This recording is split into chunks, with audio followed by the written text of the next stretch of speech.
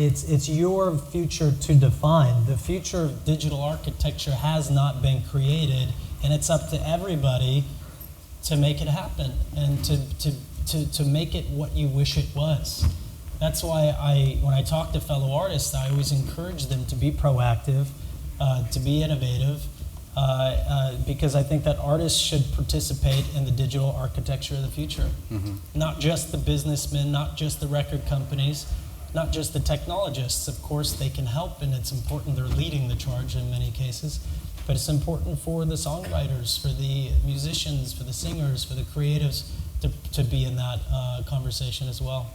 I would just add too that no musicians are just musicians anymore. We're marketers, we're video directors, we're t-shirt designers, and so why limit the focus of your distribution and your monetization on simply selling records? It should be about creating a live experience, about connecting with your fans, and making a great video or whatever that strength is that you have beyond just being a songwriter and a musician.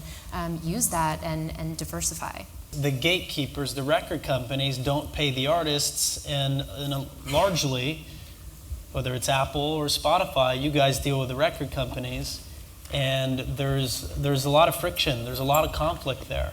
And that's going to have to be worked out as a room full of writers and artists and musicians here.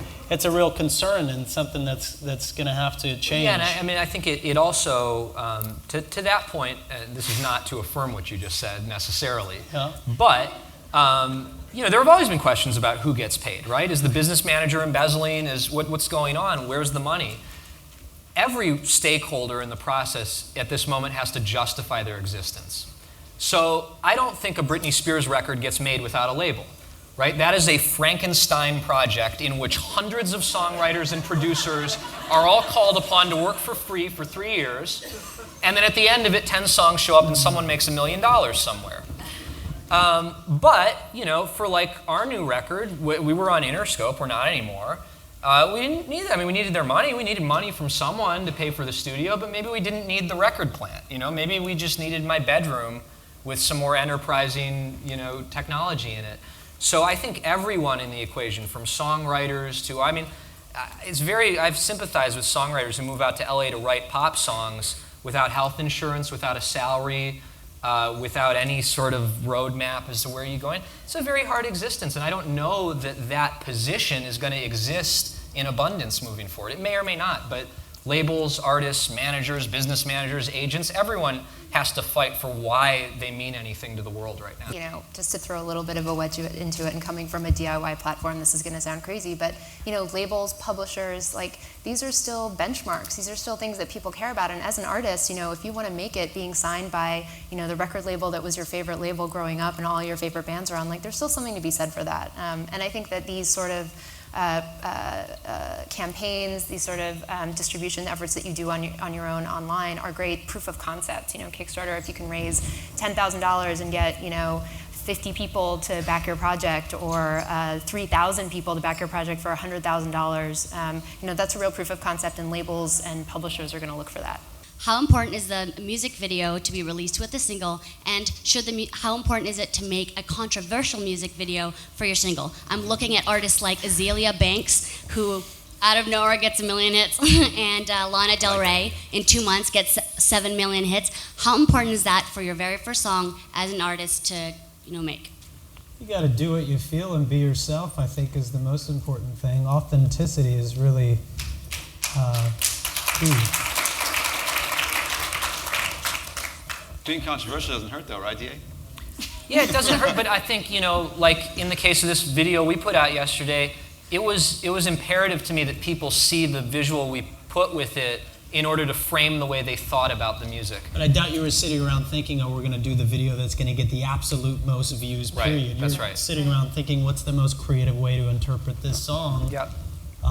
And once you start walking down that other path, it's a really difficult one. People out there, we can all sniff out the bullshit. Yeah, the one thing that is sort of inherently limiting, and this is probably why the music business, despite lots of other variables, is way smaller than the film business.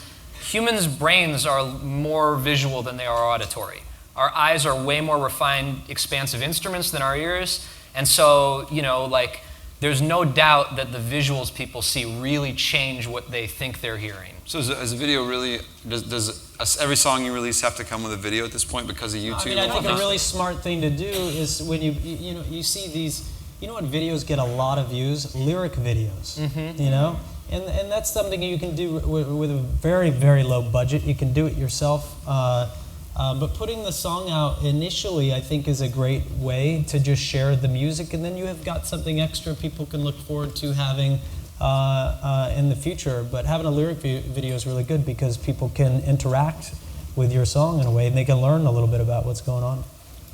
If not, sex always works. You need help from other people. You need help from smart people that are passionate and believe in your vision. I mean, there's no crime. The record company is not a bad thing. But also, record company is not the only way to get that help. Yeah, I mean, the thing is, your system is great for really, entrepreneurial people that have a group, have a support system in place, or at least their mom, or brother, or cousin, or friend, or a girlfriend, or whatever. But you need bodies on the ground if you're interested in seeing the world and sharing your music with people all over the world. We've been to China and played in Lebanon and Oman and South Africa and places I never thought I'd see in my lifetime. And I'm really grateful that I've had a record company that's supported us and allowed us to share our vision with the world. That's a wonderful thing. And if you can have a relationship and make a deal that's as transparent as they can be, because they can't really be transparent, then maybe it can serve you right at a certain point. But being DIY up until a certain point is going to serve you well, just like it would with a startup or any other company. That's what I was going to say, is what Jared said earlier about bands being entrepreneurs. I feel that as an entrepreneur, this is my 6th startup, and I see the same thing. I mean, I might, I had a startup where it was me and literally, an apartment over a garage. And then eventually it grows bigger than that, and you put some people around you, and you get some support. And I think it's the same way. And I always quote the manager of this band that we work with called Metric, and they've done it all themselves. But he was joking. He's like, yeah, when I say that, people think we're like sitting around our kitchen table licking envelopes. But he said, I've got more people working on this record than if I was at a record label. I just hired them myself. And that's the model. So I think there's definitely artists need help. The sad thing though is the sad difference between this and the startup world is the absence in art of venture capital. But that's what Kickstarter is. Yeah, that's what it is. It's a service that Kickstarter provides. And there is, It's also changed though. You don't need to get that record advanced to make a great fucking song. Yeah. You can do that on your own. You can make an album if you want to make an album. You can put out singles. You can make a video if you want. Technologies enable it. This is really technologies. They're just tools. And what do artists do with tools? They create. So we have a lot of tools at our disposal right now. The ability to write your song or put your single out, if that's what you want to call it, make a video is at your fingertips. Yeah, and I'm not saying it's easy, but I know 19, 20-year-old kids at Berklee College of Music that are making thousands of dollars a month on TuneCore and YouTube. And it's like the other thing. I'm not saying it's widespread, but it's possible. Doctors spend most of their time doing paperwork. Most doctors, I'm sure, wish they spent all their time seeing patients. Unfortunately, we haven't figured out a system in America for that to happen. But it's kind of the same thing in music. A lot of artists have to spend a lot of time doing stuff that's not recording. So it's nothing ventured, nothing gained. I mean, I'm sure a lot of the artists that use Kickstarter are surprised by what people are willing to put up. Yeah, also there's an assumption that if you're doing a Kickstarter, you're doing it on your own. That's certainly not the case either. I mean, it takes a lot of work to run a Kickstarter campaign the same way it does putting out a record. It is a cycle. It's a pretty condensed one. It's about 30 days on average, but there are people who you've got to have somebody, scheduling your email and, helping you do outreach and somebody helping you to make the video. I think everything right now in music and art and film is collaborative by nature. At the point of greatest difficulty in my life, the biggest breakthrough is right around the corner. And I've always found that to be true. Whenever I thought that things wouldn't happen or I should give up, I put one foot in front of the fucking other and I kept pushing, and eventually something happened.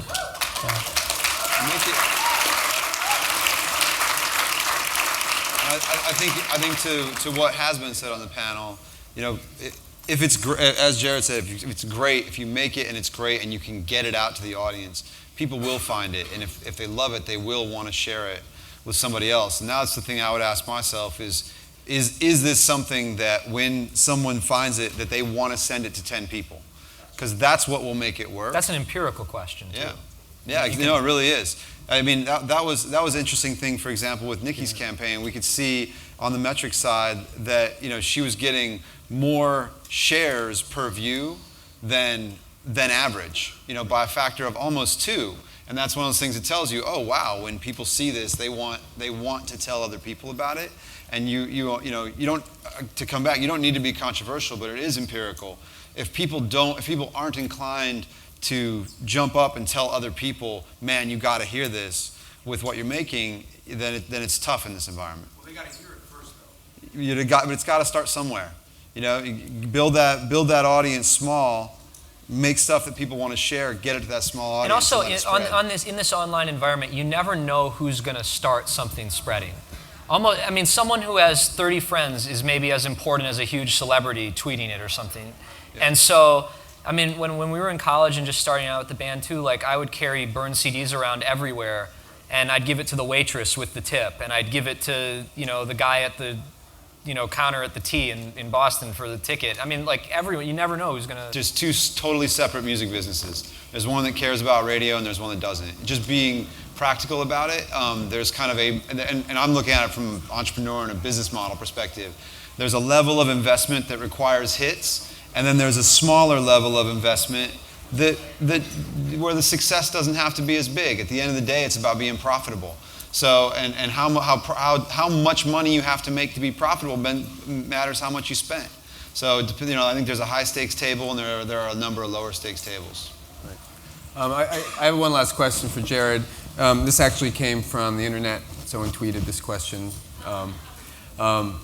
Do you think your live streaming, your Vert live stream that's happening next week, do you think that's the future? Do you think that's the next It's part of the future for sure. There's not a single company that we can go to right now. The reason I started Vert is I wanted to provide a broadcast of a really special show that people were interested in seeing around the world, and I knew I didn't want to have, fucking Slim Jim or somebody sponsor it. Nothing against Slim Jim.